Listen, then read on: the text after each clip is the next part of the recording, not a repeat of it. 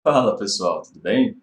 Sejam bem-vindos a mais um vídeo do Escola Online. Sou o professor Gabriel e quero ajudá-los na aula de Filosofia do volume 5, semana 2. Tema da aula de hoje, Teoria do Conhecimento na Idade Média. Antes de começarmos, porém, peço que vocês deem uma olhadinha ali nas nossas redes sociais, se inscrevam no canal se você gostou e acompanhe aí, porque tem muita coisa vindo pela frente, ok? Então vamos lá.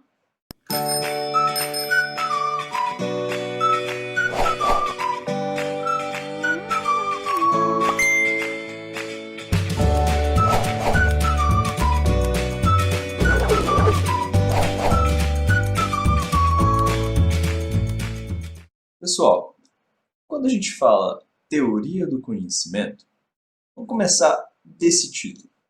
O que é a teoria? Quando você fala em teoria, sei lá, teoria dos reptilianos, teoria, sei lá, de que a Terra é plana. Tem várias teorias, essas que eu citei são todas absurdas, claro. Mas quando se fala numa teoria, está se pensando num conjunto de ideias, certo? Um conjunto de hipóteses que possuem ali algo além de só especulação, evidências, né, para sustentar determinada coisa.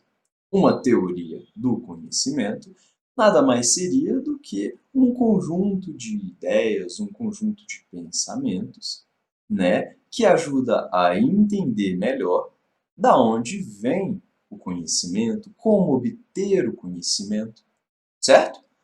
Não à toa ali, teoria do conhecimento é muito colocado como um sinônimo de filosofia do conhecimento, né? Que tem um de seus braços importantes, a filosofia da ciência, né? Todas as especulações racionais, toda a reflexão a respeito de como ter certeza a respeito de alguma coisa. Como obter a melhor resposta para a pergunta que você está fazendo. Então, teoria do conhecimento é tipo uma filosofia sobre como chegar a conclusões. Agora, é teoria do conhecimento? Na Idade Média.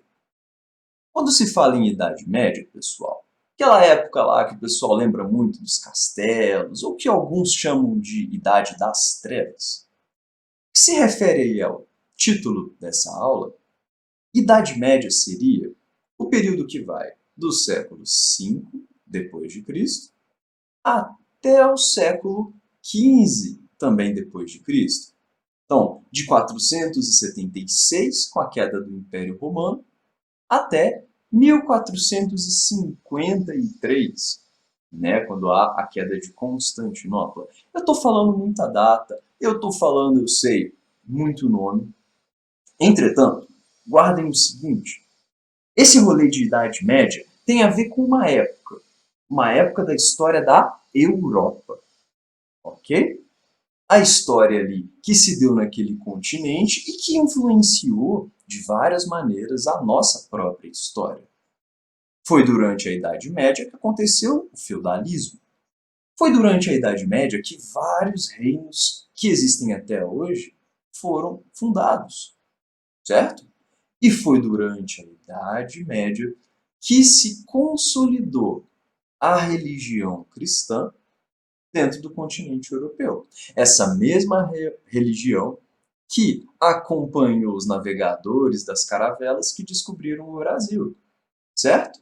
Então, estudar um pouco sobre a teoria do conhecimento na Idade Média ajuda a gente a entender a cabeça da galera que nos colonizou.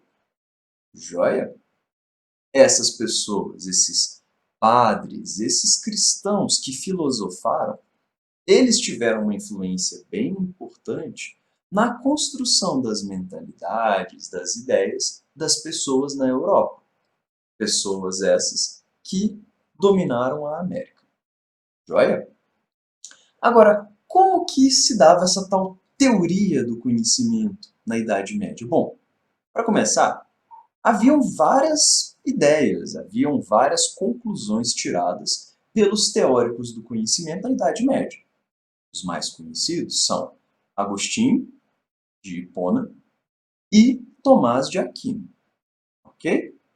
O primeiro importante representante da patrística, né, Agostinho de Hipona, e o outro importante representante da escolástica. Para quem é católico, é o Santo Agostinho e o São Tomás de Aquino. Joia? E aí, pessoal, que esses dois indivíduos, enquanto cristãos e enquanto filósofos, tentaram conciliar as verdades que eles julgavam da fé com as ideias e os raciocínios dentro da filosofia. Então, tentando achar ali a medida certa entre fé e razão, esses filósofos, Agostinho e Tomás de Aquino, construíram um pensamento filosófico cristão. Sacou?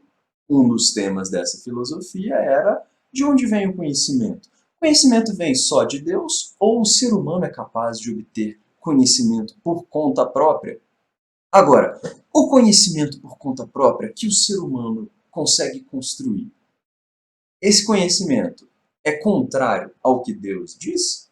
Ou será que dá para conciliar as verdades da razão e as verdades da fé? Então, questões como essas marcaram a teoria do conhecimento na Idade Média Europeia, na filosofia cristã. Sacou? Vamos então para a resolução da atividade 1, pessoal. A cosmologia medieval. Calma, palavra difícil, mas não é tão difícil assim. Cosmologia é ali o logos, é a busca ali por conclusões sobre o cosmos, sobre o universo, sobre a ordem. A cosmologia medieval, isso é, o modo como o pensamento dos intelectuais na Idade Média concebia a organização do universo, apresentava uma estrutura harmônica que ia desde as esferas celestes, as estrelas e tal, até a superfície da Terra, ou o que eles chamavam de mundo sublunar, abaixo da Lua.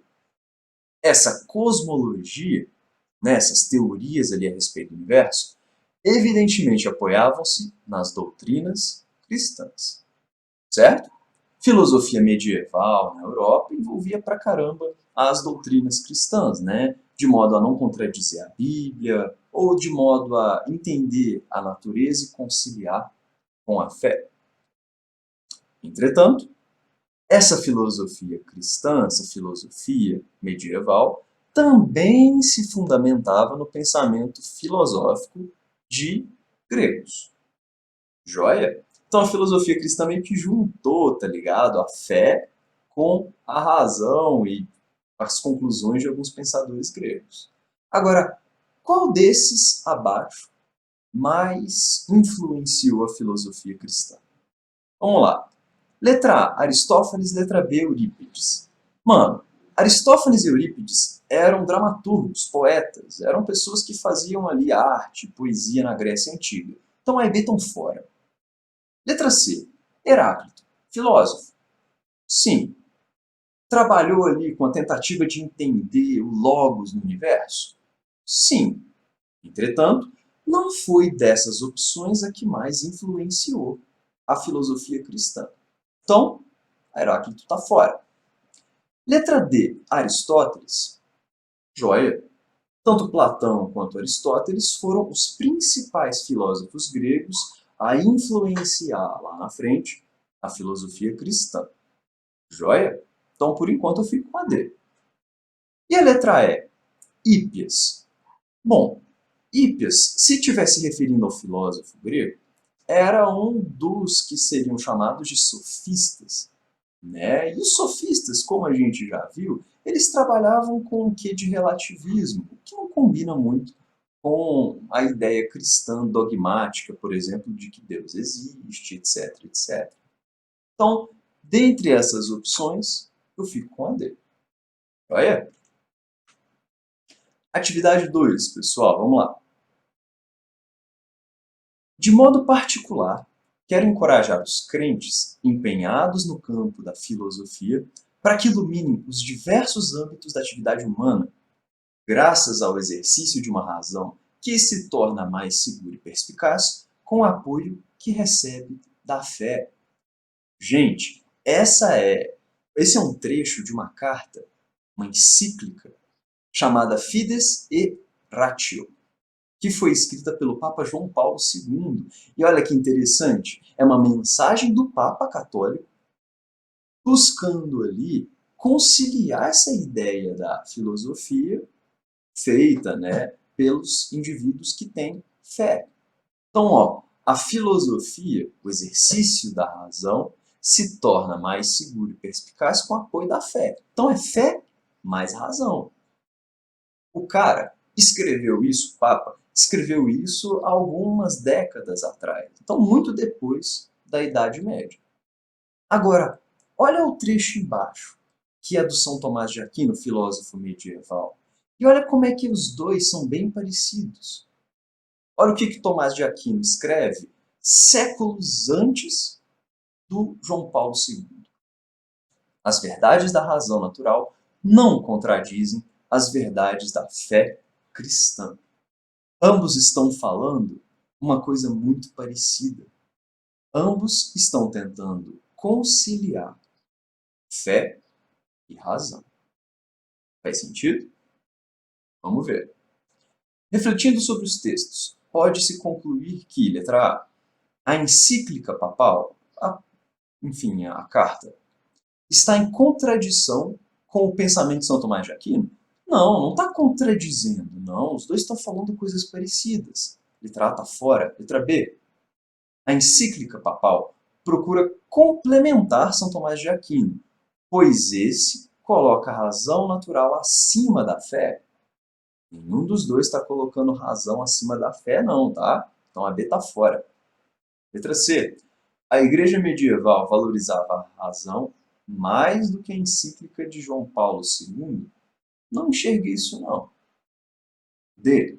O pensamento teológico, né, do Logos de Deus, o entendimento sobre Deus, teve a sua importância na Idade Média, mas nos nossos dias não tem relação com o pensamento filosófico? Opa! A carta do João Paulo II, Papa recente pra caramba, contradiz a D, né? João Paulo II diz que sim, existe sim uma importância da fé, da teologia, né? E também uma importância do pensamento filosófico trabalhando juntos. Ele está fora. Vamos ver se a é? Tanto a encíclica como a frase do Tomás de Aquino procuraram conciliar os pensamentos sobre fé e razão. E aí? Letra E. Joia, pessoal? Pois bem, espero ter ajudado vocês um pouquinho no entendimento da matéria. Espero ter ajudado vocês também com a resolução dos exercícios. Se você gostou, deixe uma curtidinha, um biscoito, um comentário, qualquer coisa. Um comentário sobre a beleza do Tales ou do Charles também. Estou aceitando. Muito obrigado por tudo. Grande abraço, pessoal. Valeu!